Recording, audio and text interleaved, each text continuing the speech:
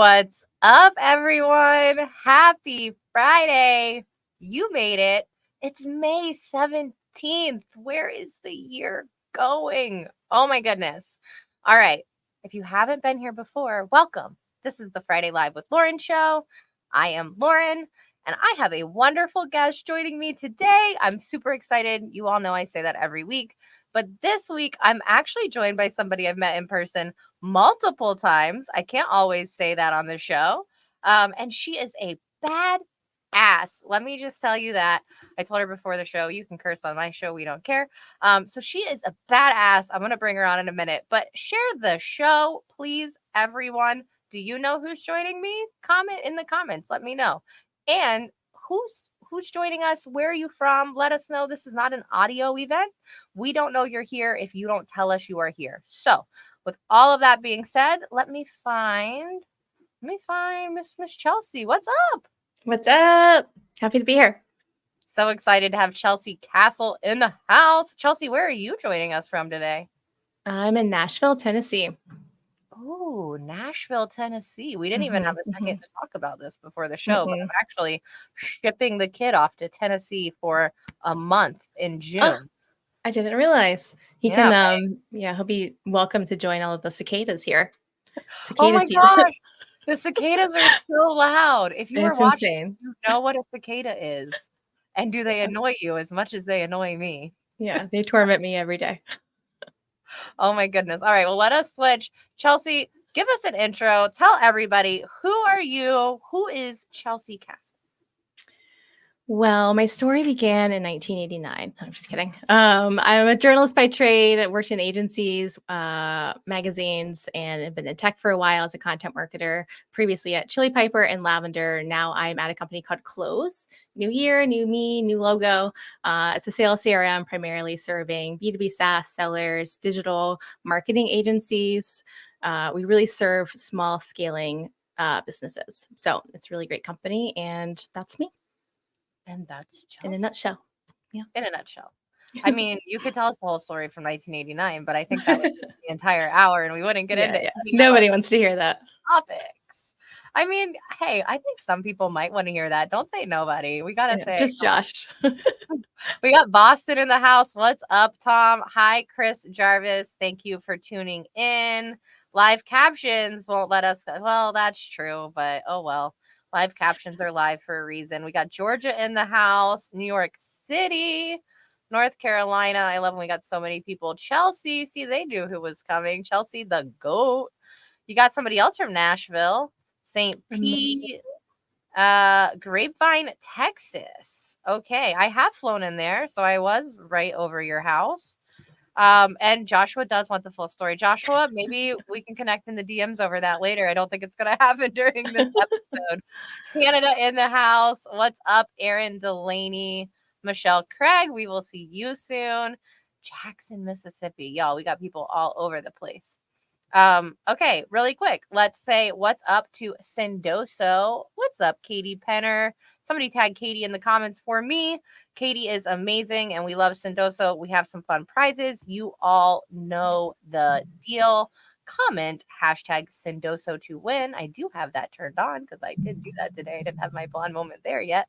And you can comment Sendoso. I'll put all this stuff in the bottom and I'll show you what's going on there in a little bit. But what's up? Thank you, Sendoso, for sponsoring the show. And thank you, Better Leap. If you are a recruiter and you watch this show, I am doing a Ask Me Anything session for Better Leap next Tuesday. I would love to tell you all about it. Check my post later today coming. All right. That's enough of that. Now let's jump into our fun topics. Are you ready? I think the first topic is going to be the most exciting topic for everybody, at least maybe for me, because before I worked in content, it was something that it was like, I felt very gated. So you want to work in content. If you've ever thought about working in content, maybe you do work in content, you want to level up your game. This chick right here, she knows what she's talking about. So Chelsea, can you take us away in terms of if somebody wants to work in content and they're thinking about getting into it, what does it really mean to work in content? It's a really big question because content now means a whole bunch of things. Traditionally, as a writer, it's always meant writing, articles, blog posts, that sort of thing. Now it's kind of used ubiquitously for social posts, videos, means a whole lot of things. But for somebody who wants to get into content, I was that person actually, like, once upon a time. Like I shared earlier, I was a journalist. I worked in magazines and newspapers.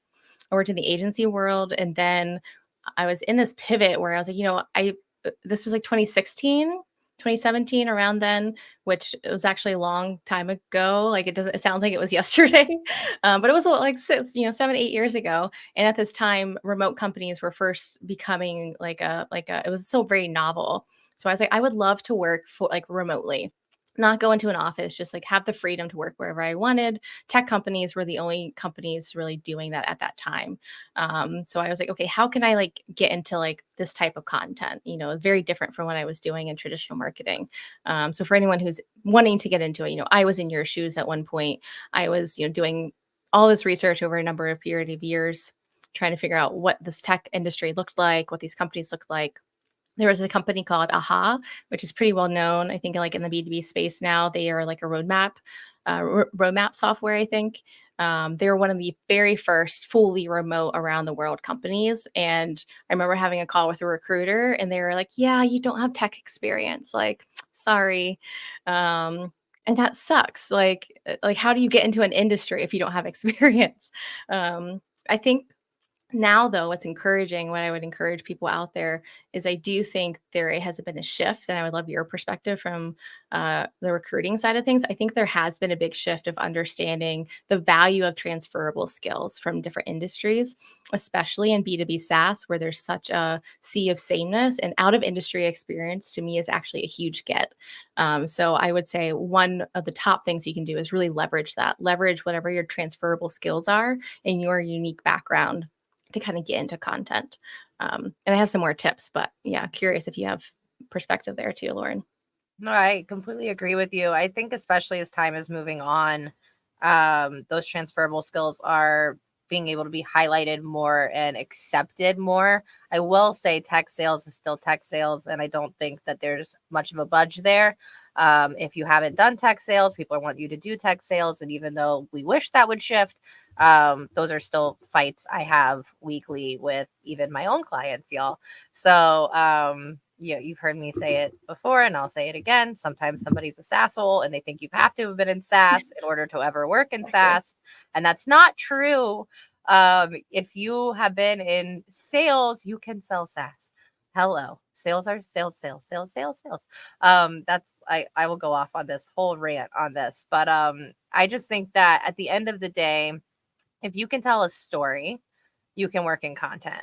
Mhm. And if you can effectively tell that story and get people to want to listen to you tell that story and then tell another story and another story, then you should be working in content in some sense. And maybe you should lean into that.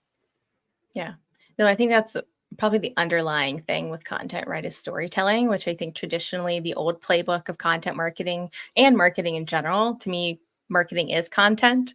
Not in like a selfish way, but in like every function within a marketing team needs content and sub capacity.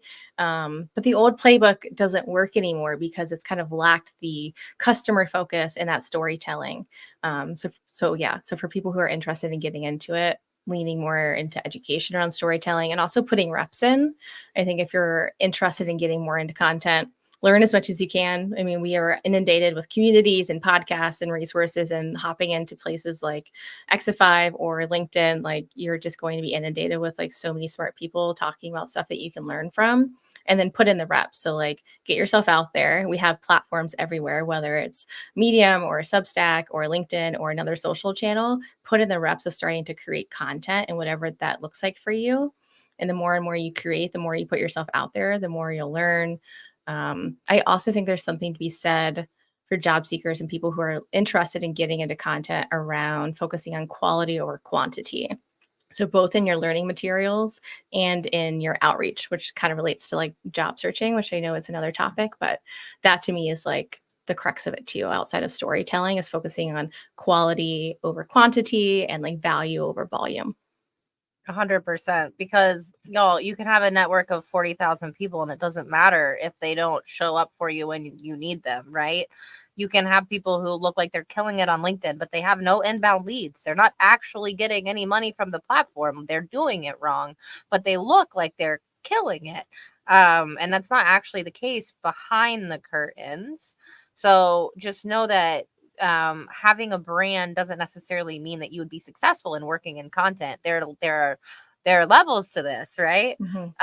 And I would say it's almost like there's layers, like an onion, and you got to peel it back. And it's much more than just, hey, we put out a great post today, and look how many people like that post. It's really got nothing to do with actually working in content and the strategy behind it.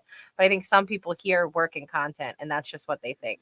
Mhm. Oh, I could put out a cool post today. I could do that. What would you say to those people? The people who are doing that or seeing that? The people who think that they can make a career from content Oh, yeah, because they can because put out a everyone cool else. post. Yeah. No, yeah, I mean, to your point, like, just because you have a keyboard doesn't mean you're a writer. Just because I have a guitar doesn't mean I'm a musician. That's kind of the thing with marketing that makes marketing hard is everyone has an opinion. Everyone thinks like they can do it, right? It's like Raina's in the audience. It's like, well, I have a camera. It doesn't make me Raina. Like, it doesn't mean that I can do what she does. It's a discipline, right? It's a skill. So when I talk about like utilizing LinkedIn as a platform to get reps in, it's more of like writing is thinking and thinking is writing. So if you want to get into content, you've got to start putting reps in, just like going to the gym to like exercise, but that doesn't necessarily equate to like doing the real work. To your point about LinkedIn, like there are a lot of people, like there's practitioners and there's people who talk about it. Adam Grant actually talks about this a lot in terms of the more skills you acquire, the harder it becomes to actually coach and teach and talk about your skills. So LinkedIn especially is interesting, and this topic you're bringing up is really compelling because I can be really good at something, but that doesn't mean that you're good at talking about it or coaching it or teaching it. And then some people are really good at talking about it, but not doing it. It's like, can you talk the talk and walk the walk? It's hard. So there is a benefit to having the discipline in your work, working in content marketing as your job, and like honing your discipline in your job, in the company you're working for, and writing about it is a way to deepen your skill, to the point of like what research has shown, like the Grant quote I just shared, where the more you acquire, the harder it is to talk about it. So it's a different type of muscle, that you don't have to flex, but I think is interesting to flex, and it deepens your skills. Like when my sister was in nursing school, something they talked about a lot is like you learn it, do it, teach it. So you learn how to do it, you do it, and then you teach other people how to do it, and that deepens your skills. So interesting, food for thought. It's 100% true. I tell my kid all the time, teach me. What did you learn in school today? Teach me. Teach me. Like I don't know. And he doesn't know I know. So I just play dumb a lot. Which is probably Nice. why he wrote on his poem that mom is as smart as a pig. Because pigs are smarter than you think. And apparently I'm smarter than you think. But I think that's because I play dumb a lot because I ask him to teach me things all the time. But yes, I'm smarter than he thinks, apparently. And yes, Kevin, the word for today is sasshole. I've met a number of them over my years in recruiting in SaaS, which is why I don't post a lot about recruiting. I post a lot about other stuff because I'd just be posting a lot about them. And yes, if you can tell a story, you can work in content. That I do completely agree with that. Tom says it's easier to transfer skills to a new role when you approach an internal recruiter or hiring manager directly. Very difficult to pull off through an agency recruiter due to placement fees. Tom, yes, I wanted to bring this up. If you are reaching out to an agency recruiter and you are not like a 9 out of 10 for that job, they're not going to put you in that job. They're not going to put you in front of that hiring manager. They were not hired to find someone with transferable skills. They were hired to find the specific person for that role with checks every box. And that's why they get such a high placement fee, like Tom is saying. So if you are someone who has these transferable skills and you are trying to move into a role, please take the time, like Tom is saying, to make sure you're reaching out to an internal recruiter or the hiring manager directly. Reaching out to someone like me, who is an external agency recruiter, would not be beneficial for you. We're going to talk about job searching next, but it would waste your time. And I don't want you to ever waste your time as a job searcher. That's exhausting enough in itself. Yes. Yes, Michelle. I don't know what you're saying yes to. Hey, from Austin, what's up? There is only one Raina. Yeah. Where is Raina? What's up? Happy Friday from Dallas. Somebody spit out their water. I don't know who this is. Pigs are very smart, apparently. Haha. There's Raina. Let's get a shout out for Daniela Hanna, who is tuning in live next to Michelle. There you go. Shout out right now. And we are preaching. Tom, we're preaching about what you said. Yes, there we go. Okay. The next topic, since we're now talking about job searching, we're just going to roll right into that, is job searching is hard. Do you know somebody who is searching for a job right now? You're on LinkedIn, you know you do. A lot of people go through this and they feel lonely. That's the number one thing that I hear when I talk to people who are in their job search, is that they are lonely. They feel like there is not a light at the end of the tunnel. And if there's a light, it's a train coming at them. Like, it doesn't feel any type of good, positive emotions in the job search. So I want to talk about ways to make it easier for you, ways to help you through this process, things that you can find support and comfort in. And Chelsea, you just went through a job search. I know you were looking for a new role. What was that like for you? What processes did you go through? The number one thing, yeah, the number one place that I started, and it's similar to kind of where I've always started, I think in the past, especially as someone who's, been impacted by a RIF multiple times, twice. And I think everyone's job search is different, kind of to your point of everyone's journey and why you're looking is unique. You might need a job right now. You might be able to take your time and find what is a good fit. But you need to start by having a personal evaluation of like what you want and what you don't want. Like, what is your conviction? What are your non-negotiables? Especially if you're someone, maybe you were laid off, maybe you do need, a job right now.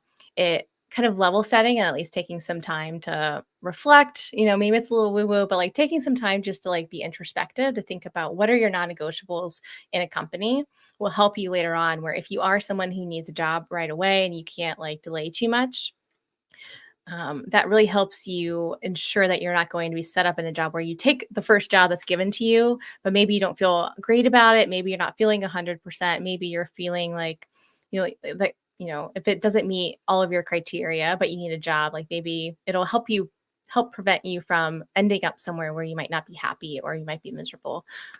So working through like what that looks like for you. What do your negotiables look like? For me, I'm very type A. I made a massive spreadsheet so I can share this with you. I shared it on LinkedIn a couple weeks ago. I can drop it in the chat. I made a massive spreadsheet of like values, so personal values and like work related values. And I essentially just mapped out what those look like valuing trust, transparency, collaboration. The work related things were like, do we agree on like my marketing philosophy? What does the product roadmap look like? So like more business oriented things. And then I wrote out questions, 1 to 4 questions for each value, so that in the interview process, I already had a system for my self evaluation, like my evaluation of the company, because you're always interviewing them as much as they're interviewing you, right? And when you're in that process, because it can be hard and you're trying to put yourself forward and sell yourself and put your best foot forward, there's so much that you're focusing on. So having the system in place really helped me ensure that I was focusing on what I valued most, what my non-negotiables were in terms of like what I absolutely don't want, and if we weren't a fit. And then I kind of used the spreadsheet to evaluate companies against each other to find a good fit. I love that. So in your system that you were using, what was your, I know like a lot of people who are in sales and SaaS, we all talk about we time block our day, right? I always tell people who are job searching, you should still be kind of time blocking your day out so that you don't get like down this crazy rabbit hole of I'm just applying for 500 jobs in a day. Did you do Mhm. anything like that to help structure your time? That's interesting. I would spend probably like a day a week or like a half a day. I focus more on quality over quantity. So kind of similar to what we were sharing earlier about content. Like the spray and pray approach tends to not work well, at least like in my space in marketing. Really curious about your perspective from recruiting, but just like blasting out applications without putting more time and focus, almost like with cold email, right? And like sales. It's like if you're just sending out like the same thing to everyone, I, didn't really get anything from it, like Yeah, no, anything at all. Just like general applying, like didn't really get me anywhere. So I would block out time, where I could be a little more thoughtful and like research what companies would I want to look at, spending time researching them, but also engaging with employees at the company on LinkedIn, not in a creepy way, but in like an authentic way. And then using some of that to lean into like personalized outreach, emailing the hiring manager. I made videos and sent them to hiring managers, which was also like an interesting tactic. yes, it is. And y'all, if you make videos, there's certain tools you can use that let you know when people watch your videos and how many times they watch your videos. And hopefully you don't get an alert that they watch your video at like some creepy 2 a.m. But you know what I mean? Like, there's ways where you can know also what's going on the other side. You can be a little bit more educated. I always tell people I'm a huge advocate of sending voice notes, of sending videos, of following up, being persistent. Nobody thinks about you as much as you think about you.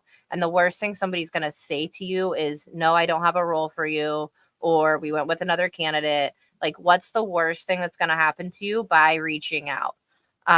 Nothing bad. What they are gonna ignore you anyway or not get back to you anyway, and now you at least got like a hard no, and you can move on your time somewhere else. Like, be persistent and follow up. Don't be annoying and don't be pushy, but be persistent and follow up.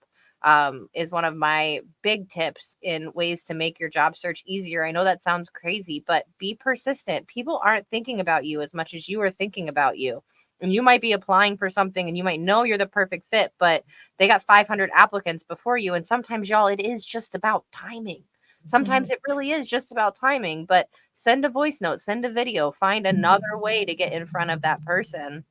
Um, and Chelsea, I don't necessarily say like once a day, because I do also think there's a lot of job search that is about timing, right? When certain Mm-hmm. roles come up and things like that. But I tell people for an hour every morning, set aside an hour and look for new jobs. Search your favorite companies, search your bucket list companies, go through, find the ones that you really want to work for, the ones that have the same values as you, like Chelsea was saying, and look at those consistently, constantly. Look all the time. You never know.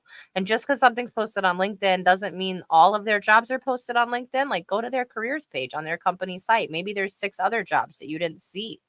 So consistently check that. And then before you apply, one, I would challenge you right now, if you're not willing to read the entire job description, you shouldn't apply for the job. The entire job description. How many of you skim that job description and click apply? How many of you? Just let me know. I know you probably won't admit it, but how many of you just skim I've it been and, there. oh, I could do that? I've been We there. all Yeah. have done it, Mm-hmm. right? That's why I can speak Yep. to it. It's because I've done it. So I know you've done it too, and everybody watching has done it. But if you won't read the entire description, don't apply.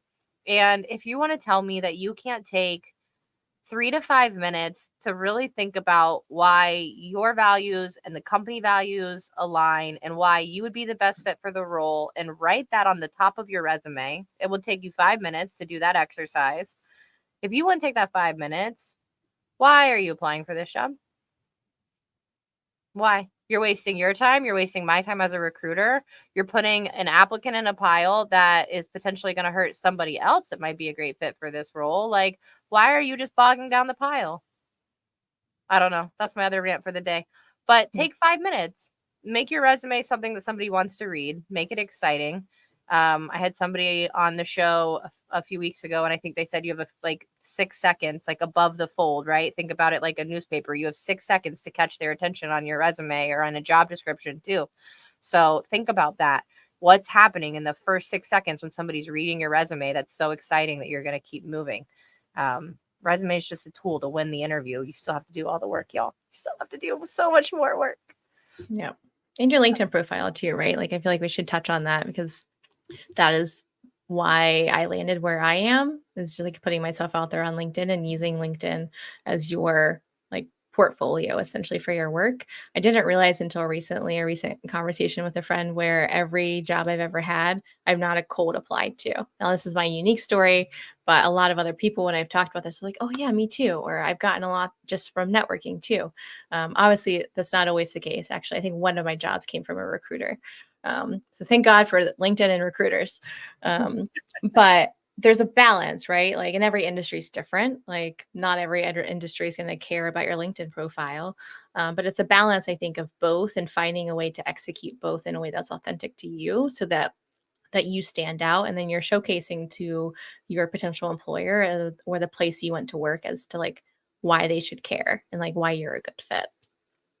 100%. And your LinkedIn is such an easy and free way to show up. You don't even have to have a premium account. Michelle called it out. SendSpark will show you if people have watched your video. That is true. What's up, SendSpark? We love you here.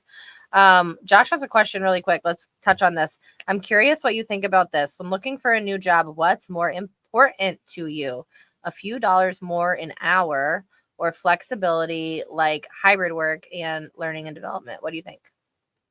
Super subjective, right? Like, I care more about working at home than the salary. I mean, obviously that's really hard. Like, how do you choose? But yeah, like, I'm somebody who wants to work from home. I need to work from home. I need to stay here. I've got a little one. So that to me would be like a higher priority, but that's a good thing to highlight, because that's going to look different for everyone. That's like a value assessment, right? I'm just thinking through, like, what are you like, where's your give and where's your get in your job search, and what's a higher priority over other things. And if you have to choose, you've already done the work in some sort of like introspection or value spreadsheet, whatever that looks like for you, of thinking through how you're evaluating companies. I actually had a friend who created a scorecard, kind of similar to my assessment. Mine was question based, and his was like, he would give everything like a weight. So like, their pay and their salary and like their stage and like a lot of other requirements, like his non-negotiables, and he gave each one like a weight, and then he generated a score off of the weight when he was evaluating companies, which is like really like thought out. But that can help you, if you're having a hard time deciding, or if you're like, I just need a job, I need income, it can really help you in those hard moments where you need to like take more time to think, but you may not have the luxury of time. Yeah, I think this is definitely more of a question when you have that luxury. And like, Joshua, how much money are you talking about? Are you going to pay me enough money that I could hire someone to pick up my kid from school on all those days when he's sick, or that I'm supposed to be doing those things, right? Like, I think that this varies per person so much. But at the end of the day, I do think most people would pick flexibility. If you are watching right now, let us know. Would you pick more money or flexibility? What do you say? I don't know. And yes, Sendoso. Don't forget, hashtag Sendoso. Comment to win. Please, please, please. We have this fun. Hold on. I have it here. Let me show you. Chelsea's like, can I earn The a best wig? prize. Yeah, I'm Yes, like, I want that. please. Look at this, y'all. This is like a Moroccan body scrub kit from Verve Culture. I want this one. This one would like not add any pounds to your waistline. You're welcome. Scrub off the dead skin or something. I don't know. Don't send us pictures of you using this one, please. But you could always post about it and tag Sendoso, but don't send us pictures of you using this one in the shower. Thank you. Important disclaimer. Important disclaimer. Okay, y'all. Yeah. We are almost to the halfway point. Let me tell you really quick what's coming. In just a minute, we have High Five Friday with the one and only Michelle Craig. If you've been missing it, this week we are bringing back Two Truths and a Lie. So as soon as High Five Friday is over, we will be doing Two Truths and a Lie with me and Chelsea. Can you guess the lie? After that, we're going to talk all about how B2B finds brand affinity and then staying afloat in a new role. So once you're through that job search, how do you stay afloat and not get so overwhelmed that you burn out? And then you all know at the very end, we have our fun Friday fact. But that's coming later. I can't talk too much about that now. Chelsea, I'm going to let you take a little tiny break. Everybody else, don't forget, comment hashtag Sendoso so that you can win that fun Moroccan scrub, and hold for one moment and you'll see Miss Michelle. Bye.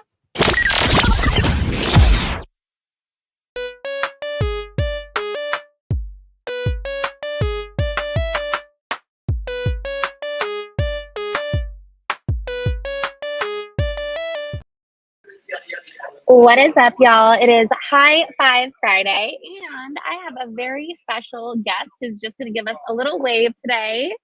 Daniela Hanna, my number one supporter of this show, next to Lauren's mom, of course. And she's just saying hi. We're tuning in live from Austin. So let's get to it. For high fives today, we've got an amazing grouping here. So Erin Delaney for Jamie. High five to Jamie joining Tom and the team at SC Labs. I'm excited to see how she elevates that small but mighty team. David, who's one of my teammates, gave me a shout out. Thank you, David. Michelle Craig for always keeping the energy and enthusiasm high throughout the week and for bringing me the best inbounds. Negotiable, but thank you, David. Appreciate you. You're amazing. Lauren, our one and only queen here, has a high five for Giano. Giano was just promoted to the senior growth marketer at Nooks.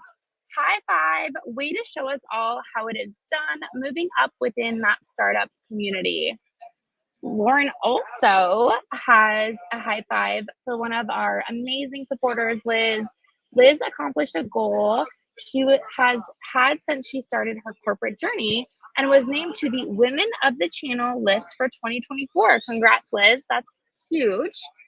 Rachel has a high five for Celeste. She has this incredible grit like I've never seen. She is constantly finding new ways to improve her content, her prospecting, her coaching, her training, her sales results. Good enough is never good enough. Her content is so raw, authentic, and sometimes hilarious. In a world where everyone is trying to portray an image of being perfect, she's a breath of fresh air. I also had the chance to personally witness her go from no meetings to a calendar full of meetings that prospects were needing to book her for weeks out.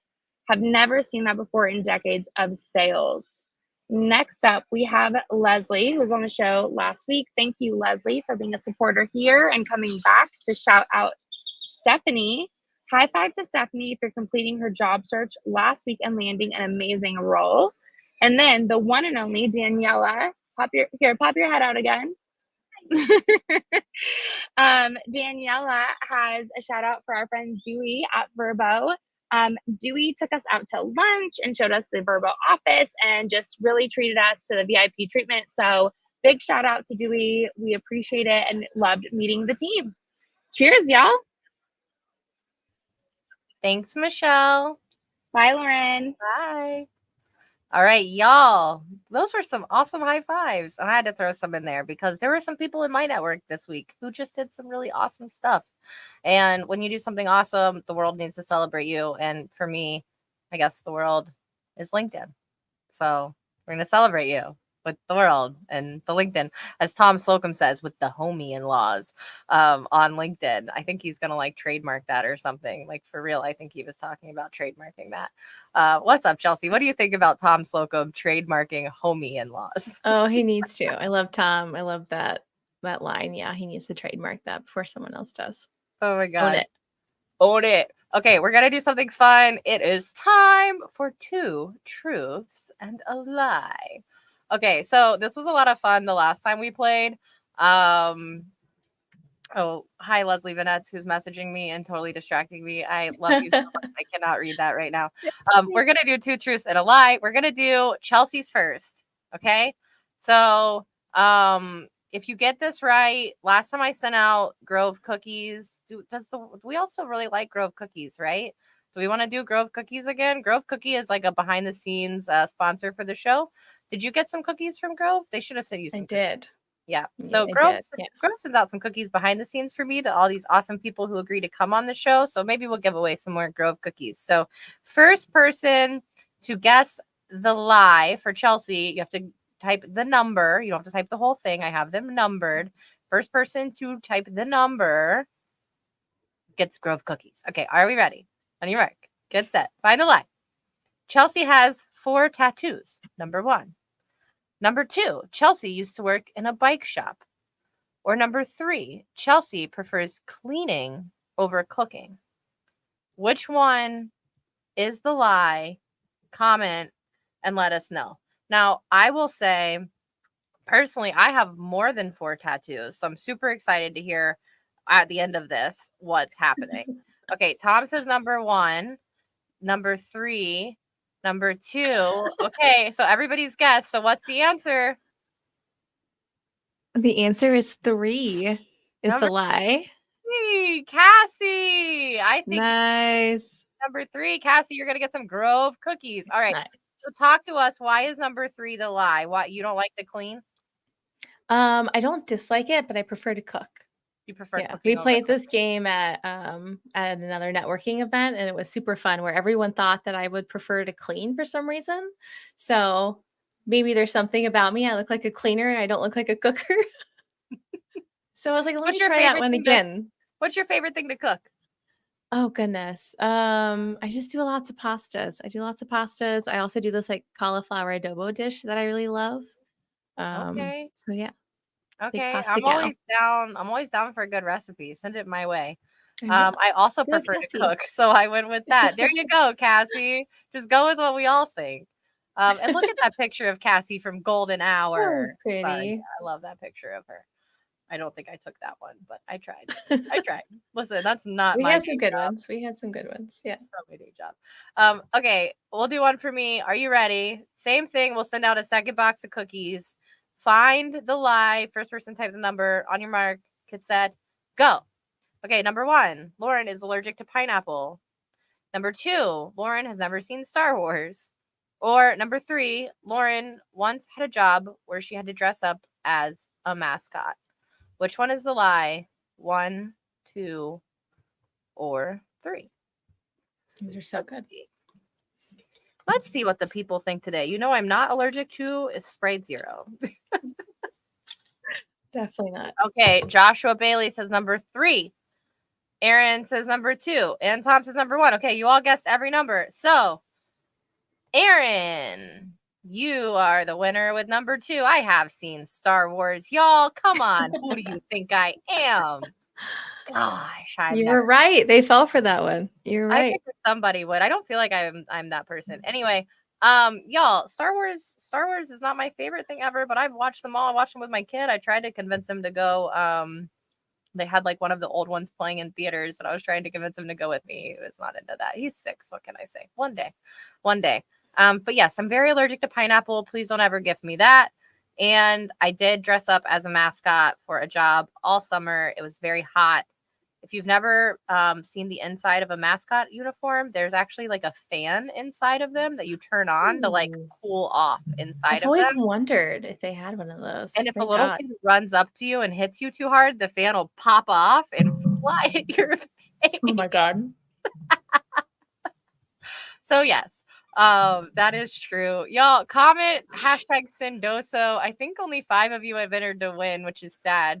Chelsea, you need to go get in the comments. You need to comment to enter this. It's not fair for me. I want everyone else to enjoy. Oh my gosh, it's not totally fair. fair. That's what I say. I don't enter to win any of it. Fun fact, my wife has never seen Star Wars or Lord of the Rings. I don't think that is a fun fact. I think you need to fix that. Personally. And I do have a son, yes. LOL. Okay, we have 2 more topics, and then we still have the giveaway and the Fun Friday fact. Y'all, we got a lot to talk about. So let's jump into how B2B finds brand affinity.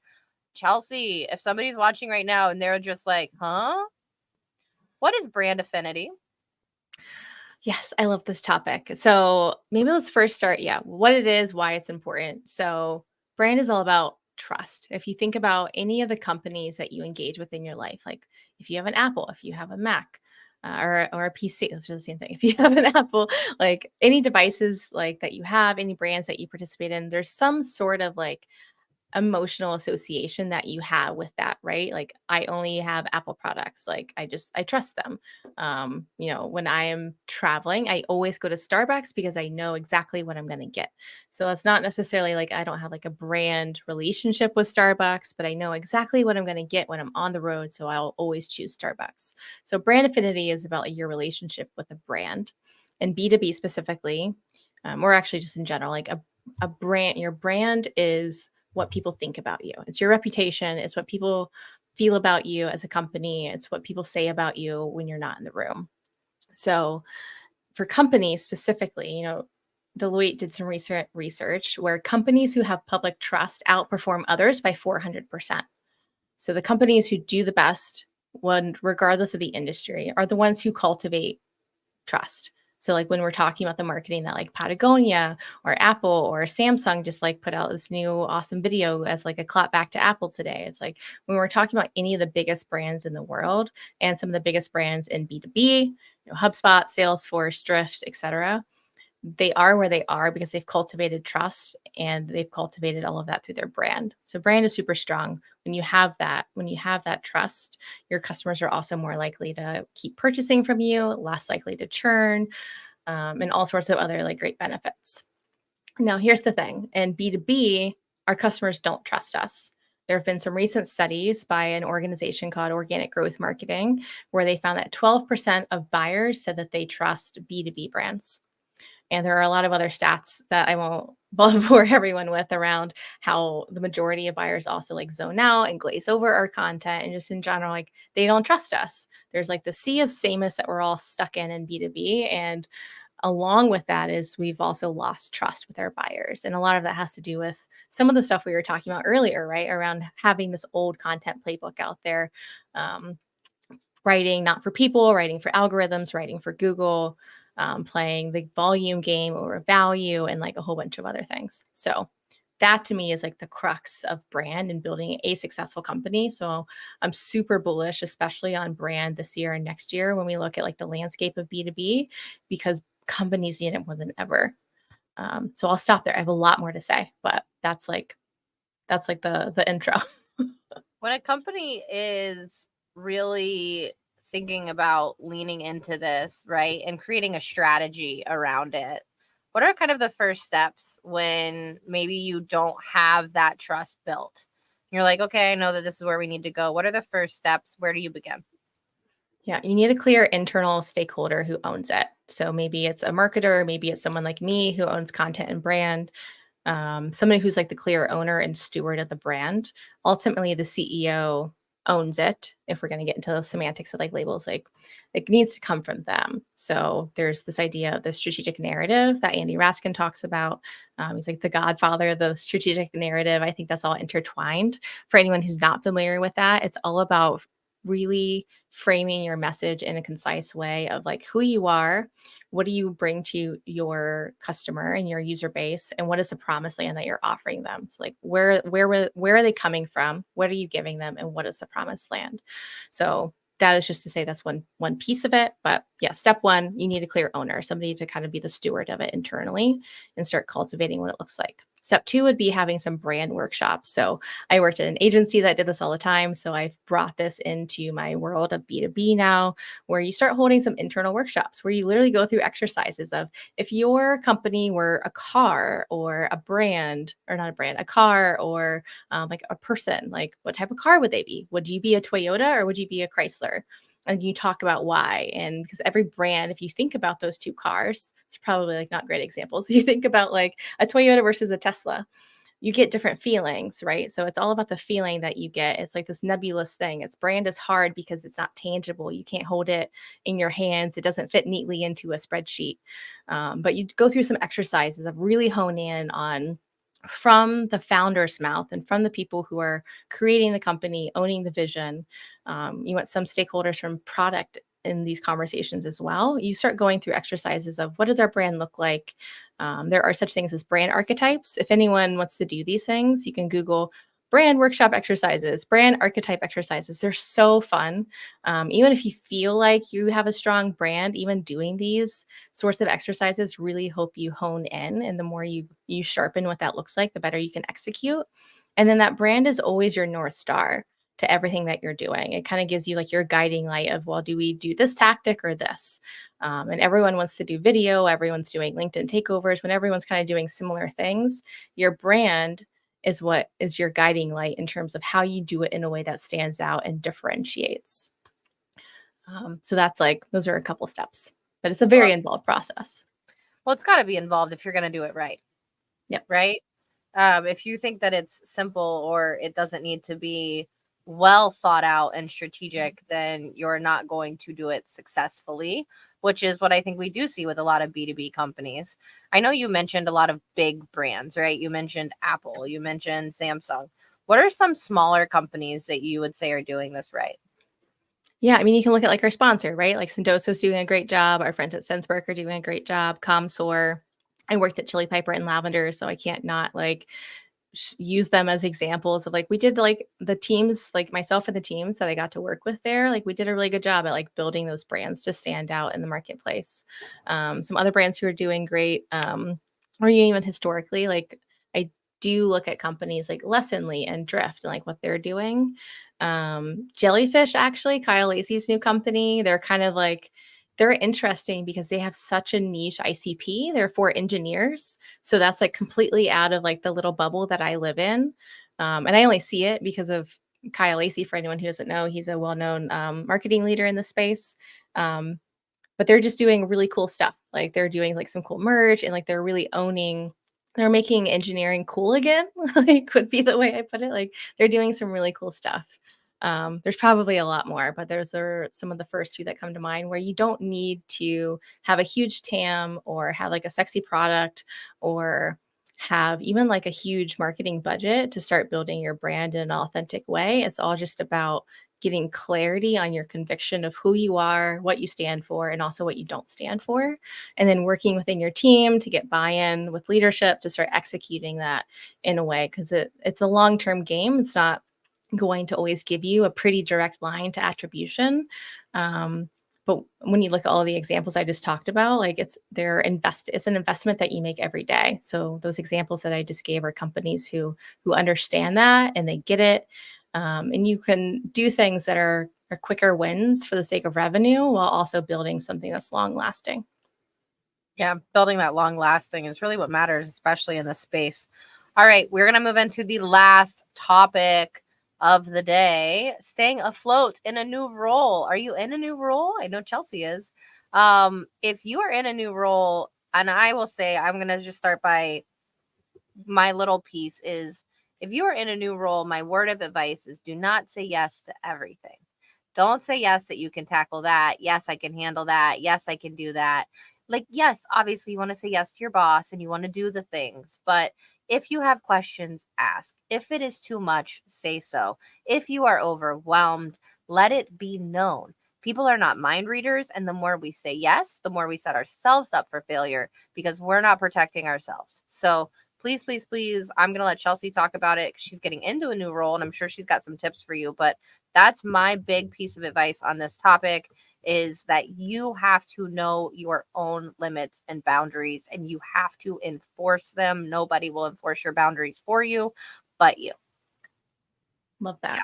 That's honestly like probably the number one thing I think to keep in mind when you start a new job, because there's so much excitement and then you're also drinking out of like a fire hose is kind of always what it feels like when you start. There's a million things you want to do, places you can start. So you have to prioritize. So that's kind of something I've done. I think I'm on week 3. I finished a 30, 60, 90-day plan. If that is not something that is part of your onboarding or something that your manager is telling you to do, I would highly recommend doing that on your own. And then ensuring that that matches up with the expectations with your manager and your role and your job description and your responsibilities. Doing that, even if you're not asked, will ensure that you are set up for success, even if you have to do that yourself.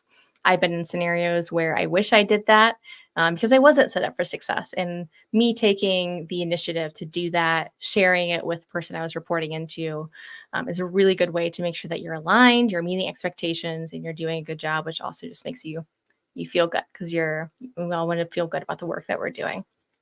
Yes. So that's kind of step 1. Yeah. Michelle brings it up. Communication. I think this is so key. When I start a new role, I always like to ask my boss specifically, how do you like to be communicated with? We are all different. Some people want to text, some people want a phone call. Asking someone how they likes to be communicated with, like that's to me a sign of respect. I respect you enough that I will reach out to you in the way that you would like me to, but also I've had people literally break it down for me. Like, if it's something that you need an urgent response, I would like you to text me and then call me. If it is something that I could respond to within 48 hours, I would like you to do this. And it's like, there's different ways people even want to be communicated with. depending on how quickly they need a response from you. So when you go into a new role, have conversations about the way you will communicate more than just communicating. Talk about how to communicate effectively. I hate a text message. Don't text me. I'm going to see it. I'm going to forget it. It's not going to go on a to-do list. I'm going to not text you back for a week. You're not going to like me. I've literally talked on the show before, like, I wish I could just turn them off on my phone and nobody could text me. You all have to call me if you need me. I don't want to text. I don't think I'm the majority. I think most of you would want a text message. So we all want to communicate differently.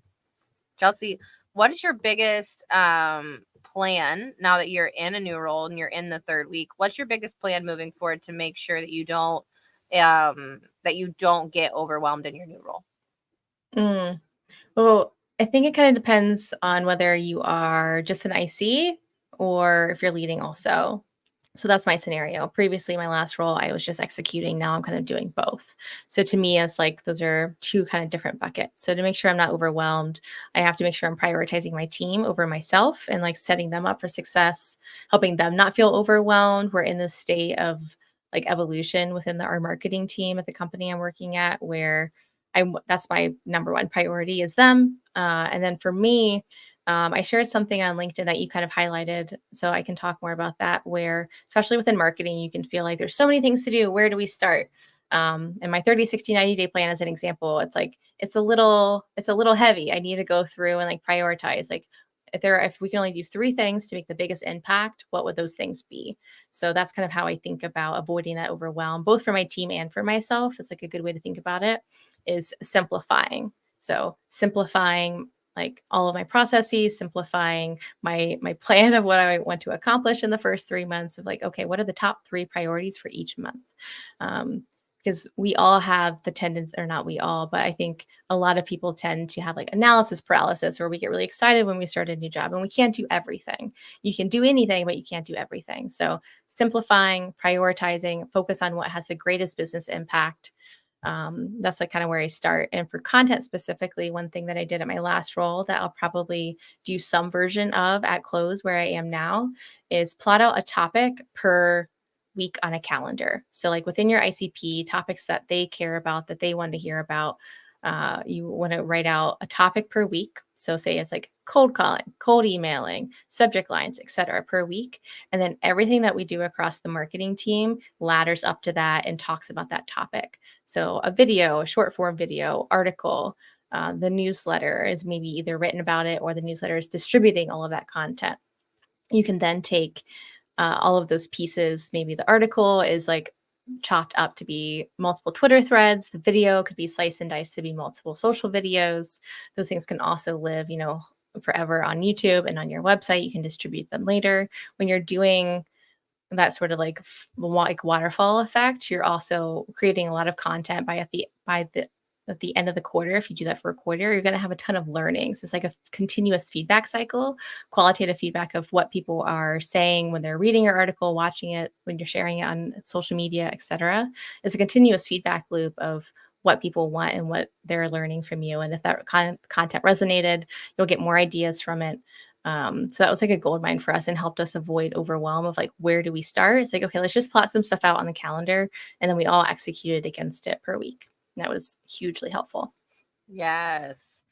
And also remembering that you're not going to get it all done today, and you're not going to get it all done this week. And the point of it is that it's a process and it's a journey. And I feel like sometimes we get in a new role and it's like, I can get it done quicker than we thought we should. Like, no, the timeline is fine. Let the timeline be. Don't try to like be more than you have to be. And then also like you're setting your expectations for the future. Just remember that. So if you walk in and you're like, I'm going to kill myself to get this done, and you work 80 hours a week and nobody knows how it got done, and that's so amazing, and then everybody thinks it's so awesome. Well, guess what? The next project, that's the level that they're going to expect. And you worked 80 hours on that and killed yourself every week. And good luck doing that and maintaining that. You can't. So think about that too when you're starting a new role. Tom says, as a recruiter from where I sit, Chelsea has really got her act together. Yes, Tom. And she just started a new role. So, Tom, leave her alone for a while. Tom. And remember, you're not curing cancer. Don't burn yourself out. That's so true. Yes. I always tell people when I was in college and I managed a Panera, somebody told me one day, Lauren, it's bagels and bread. Yeah. That line has stuck with me. Yep. And it doesn't matter that nothing is bagels and bread, but in life, anytime I'm having a hard moment, like I literally got into a car accident one day and I was like, it's bagels and bread. And people are looking at me like, what? And I'm like, it's not that big of a deal. It's going to be fine. Yeah.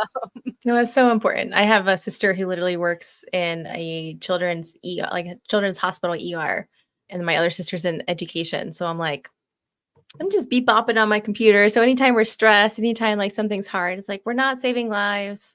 Like it's okay. And in respect to your comment too about deadlines, it's like under promise, over deliver is like maybe one way to think about it. And just focusing on like the quality of the work rather than like, oh, I'm gonna take like forever on this. Versus, yeah. Oh, Andrew, that's nice. All right. I was distracted. Time for my favorite part of the show. If you've been here before, you know what we do at the end. It is the Fun Friday Fact. Chelsea, do you have a fun Friday fact for us all? I do. So this is a fun one and kind of relates to our conversations about brand. So everyone loves Apple computers, right? I referenced Apple earlier. All of my devices in my home are and have always been Apple. But what's interesting is that Windows PC actually owns about 90% of the entire market share. Really? So I think that is fascinating in terms of Apple's everywhere. They seem like the bigger brand. To me, they're the better product. So when we talk about brand, they seem like they're the incumbent, but Windows owns the majority of the market share from a business perspective. I would have never guessed. Fascinating. I would have never guessed that in a million years. I feel like sometimes people give me facts and I'm like, oh, I kind of knew that. I didn't know that. Yeah. Wow. So Learn something new. 90% of the market share. You would never know that by the brand that Apple has. Mm-hmm. That's crazy. Power of brand. Very last chance. If you want to comment #Sendoso. And okay, there you go. That was your very last chance. We're going to do it. We're going to do it right now. Are you ready, Chelsea? I don't have the patience. Y'all knew the whole time. All right. On your mark. Get set. We got 6 entries. Who's it going to be? Normally I ask if you can see my screen. I just went for it today. Hopefully we can. Andrew, Kevin, Aaron, Joshua Bailey. Y'all, Joshua Bailey was on the show. If you didn't see his episode, highly recommend going back and watching that one. He saved my life when I had a cancellation. That's a great Friday fact. I didn't know that either. You didn't know you were going to be the winner either, did you, Joshua? Yay, Josh. Let us know how that spa kit is. I bet it goes to the wife. If it doesn't go to the wife, Joshua, we got to have a conversation. Y'all, this was so much fun. Let's go, Josh. Yes. Let's go. All right, Chelsea, any final words for the people? Thank you. Love you. Follow me on LinkedIn. Let's keep talking. Thank you. Love you. Follow me. Also, y'all, and I got to say it really quick. This week was Leslie Vanette's birthday. She's trying to hit 40,000 followers. Go follow Leslie Vanette because we all love Leslie. And that's it. You know what I always say? If you didn't like it, don't come back. Bye. Bye.